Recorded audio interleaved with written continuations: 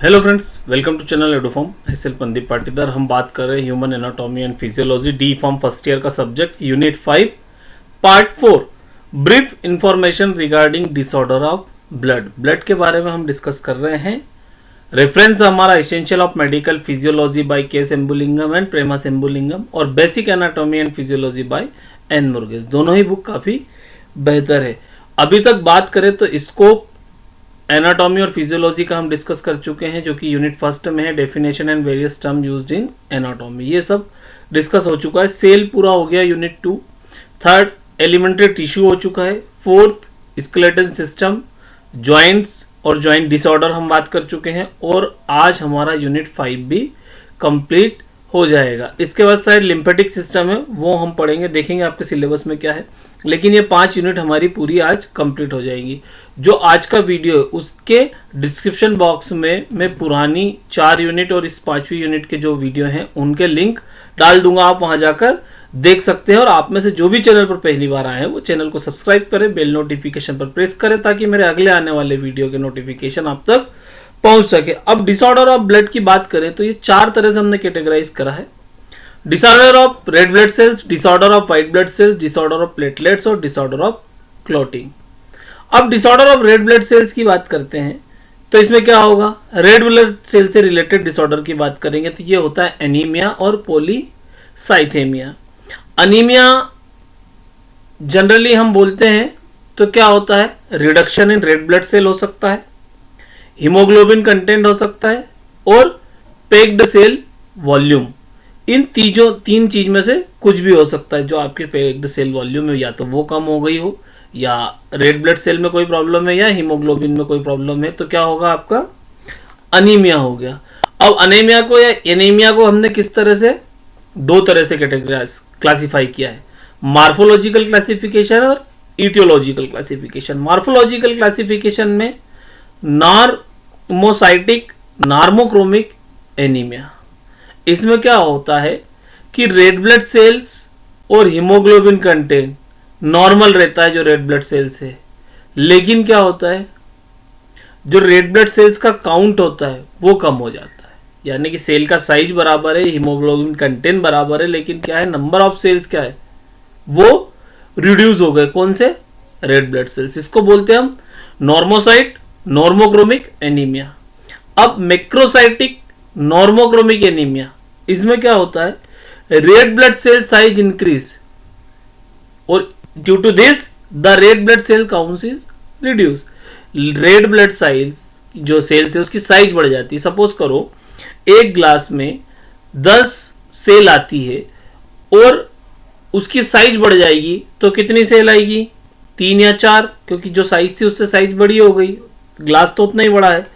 तो क्या हुआ, रेड ब्लड साइज जो सेल है उसकी साइज बढ़ गई और काउंट में रिडक्शन हो गया, हीमोग्लोबिन के कंटेंट में कोई परिवर्तन नहीं हुआ। इसको बोलते हैं हम मैक्रोसाइटिक नॉर्मोक्रोमिक एनीमिया।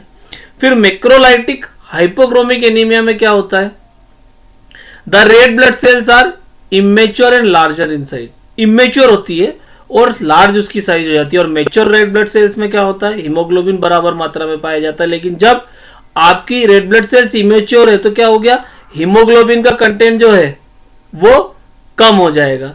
फिर चौथा जो पॉइंट रहता है वो माइक्रोसाइटिक हाइपोक्रोमिक एनीमिया। इसमें क्या रहता है कि जो रेड ब्लड सेल्स है उसकी साइज छोटी हो जाती है, स्मॉलर साइज की रेड ब्लड सेल्स हो जाती है। तो इसमें क्या होगा, the haemoglobin content in red blood sales is less, क्योंकि जो सेल साइज थी वो छोटी हो गई तो हीमोग्लोबिन का जो कंटेंट है वो कम हो जाएगा। अब दूसरा जो क्लासिफिकेशन है वो हमारा इटियोलॉजिकल क्लासिफिकेशन। इटियोलॉजिकल क्लासिफिकेशन में हम क्या करते हैं, 4 तरह से एनीमिया को डिवाइड किया है। कौन सा, haemorrhagic anaemia, haemolytic anaemia, nutrition deficiency anaemia और एप्लास्टिक एनीमिया। ये इटियोलॉजिकल क्लासिफिकेशन है, ठीक है।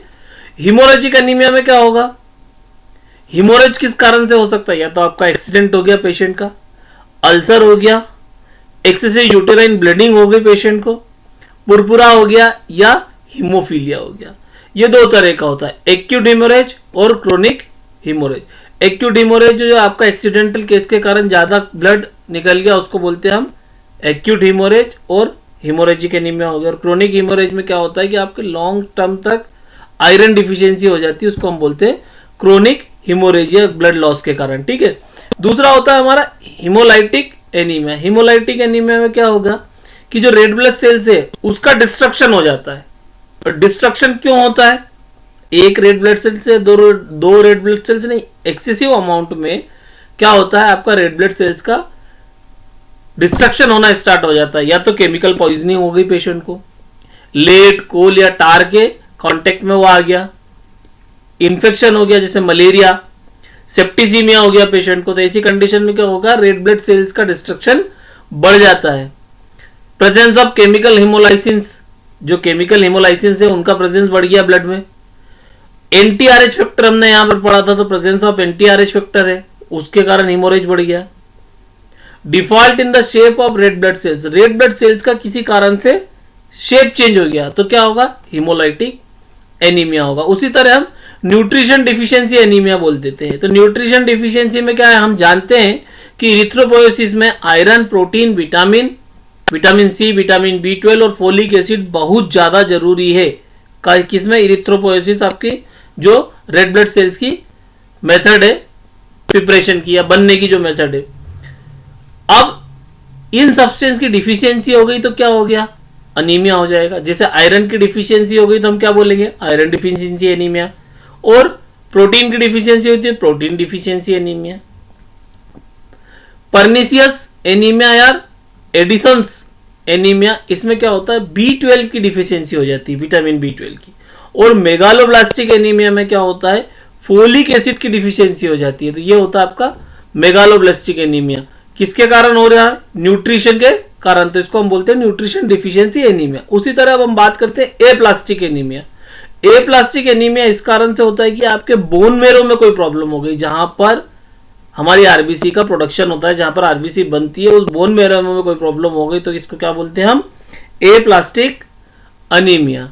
फिर पॉलीसाइथेमिया, पॉलीसाइथेमिया क्या होता है, number of red blood sales increase हो जाती है एबनॉर्मली। इसके कारण क्या होता है, जो आपका ब्लड है उसकी विस्कोसिटी बढ़ जाती है, विस्कोसिटी बढ़ने के कारण जो ब्लड का फ्लो है वो कम हो जाता है। इससे क्या होता है, जो इंट्रावस्कुलर, जो वेसल्स के अंदर क्लॉटिंग जमने की संभावना ज्यादा रहती है। पॉलीसाइथेमिया विसरा या वीरा, इसमें क्या होता है, excessive production of erythrocyte precursor, जो इरिथ्रोसाइट का प्रीकर्सर से उसका एक्सेसिव प्रोडक्शन होने लग जाता है। माइलॉइड स्टेम सेल जो होती है ये आपकी इरिथ्रोसाइट्स की प्रीकर्सर है, इनका एक्सेसिव प्रोडक्शन होने लग जाता है। इसके कारण क्या होता है कि हीमोग्लोबिन का लेवल बॉडी में बढ़ जाता है, और हीमोग्लोबिन का लेवल बॉडी में बढ़ गया तो क्या हो गया, सेरिब्रल, कोरोनरी और मेसेंट्रिक थ्रोम्बोसिस हो जाती है। जब आपका थ्रोम्बोसिस क्यों हो जाती है, क्योंकि हीमोग्लोबिन का लेवल बॉडी में बढ़ रहा है। अब व्हाइट ब्लड सेल्स के डिसऑर्डर पढ़ लेते हैं। तो व्हाइट ब्लड सेल के डिसऑर्डर दो तरह के होते हैं, ल्यूकोसाइटोसिस और ल्यूकोपेनिया। ल्यूकोसाइटोसिस में क्या होता है कि 10,000 पर क्यूबिक मिलीमीटर से जब आपके WBC बढ़ने लग जाते हैं तब ल्यूकोसाइटोसिस होता है। किस कारण से होता है, न्यूट्रोफिलिया, इओसिनोफिलिया और ल्यूकोफीमिया, जिस चीज में होता है जो बढ़ता है। ल्यूकोपेनिया, न्यूट्रोफिल बढ़ने लग गए तो ये न्यूट्रोफेनिया हो गया। इन्फ्लामेटरी कंडीशन जब होती है, जब इन्फ्लामेशन होता है उस समय क्या होता है, न्यूट्रोफिलिया के चांसेस होते हैं। इओसिनोफिलिया, यहां पर इओसिनोफिल्स बढ़ जाएंगे, कब, जब एलर्जिक रिएक्शन होती। ल्यूकेमिया, ल्यूकेमिया में क्या होता है, ओवर प्रोडक्शन होने लग गया आपकी व्हाइट ब्लड सेल्स का, इसको बोलते हैं ल्यूकेमिया। ये दो तरह का होता है, माइलॉइड ल्यूकेमिया और लिम्फोसाइटिक ल्यूकेमिया, कैंसरस ल्यूकेमिया जिसको हम बोलते हैं। ठीक है, अब ल्यूकोपेनिया, ल्यूकोपेनिया में क्या होता है, जो आपकी WBC है, नंबर ऑफ WBC डिक्रीज हो जाते हैं। क्यों, या तो कोई इन्फेक्शन हो गया हो या किसी ड्रग के कारण। ये कौन कौन सी होती है, न्यूट्रोपेनिया हो गया, लिम्फोपेनिया हो गया और इओसिनोपेनिया। न्यूट्रोफिल्स कम हो गए, लिम्फोसाइट्स कम हो गए और इओसिनोफिल्स कम हो गए, उस तरह से इनके नाम दिए। अब हम प्लेटलेट्स की बात करें, यदि डिसऑर्डर ऑफ प्लेटलेट्स की बात करते तो क्या होते हैं, this occurs in the form of thrombocytopenia. Thrombocytopenia के फॉर्म में ये होते हैं, जो प्लेटलेट्स है उसका काउंट जो होता है डिक्रीज हो जाता है। ये क्या होता है, petechial haemorrhage, increase in bleeding time, defects in the reaction of clot.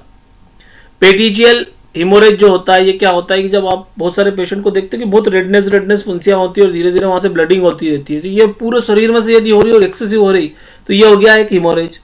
Bleeding time जो है वो बढ़ गया, आपका काफ़ी लंबे समय तक ब्लीडिंग हो रही है, क्लॉट नहीं हो रहा है, तो क्या हो गया, आपका प्लेटलेट्स का डिसऑर्डर है, क्लॉट हो नहीं पा रहा है। फिर वही defect in reaction of clot, clot के रिएक्शन में कोई प्रॉब्लम हो रही है तो क्या होगा, ये प्लेटलेट्स की डिसऑर्डर है जिसके कारण आपको एनीमिया होता है। अब उसी के साथ जो ब्लड के प्रॉब्लम है वो है disorder of clotting. Disorder of clotting में क्या हो गया, हीमोफीलिया और थ्रोम्बोसिस। हीमोफीलिया कब होता है, जब फैक्टर 8 एंटी हीमोफिलिक फैक्टर 8 यदि किसी के ब्लड में प्रेजेंस नहीं है तो क्या होगा, हीमोफीलिया। और थ्रोम्बोसिस, जब intravascular clotting of blood is called thrombosis. आपका इंट्रावस्कुलर क्लॉटिंग होने लग गई, उसको हम थ्रोम्बोसिस बोलते हैं। क्यों, क्योंकि या तो जो वॉल है आपकी ब्लड वेसल्स की वो ठीक हो गई या रफ हो गई, उस कारण से यदि कोई क्लॉट होने लग गया तो इसको बोलते हैं हम थ्रोम्बोसिस। ये हो गए आपके डिसऑर्डर ऑफ ब्लड। यदि वीडियो पसंद आया हो तो लाइक शेयर और सब्सक्राइब करें। Thank you.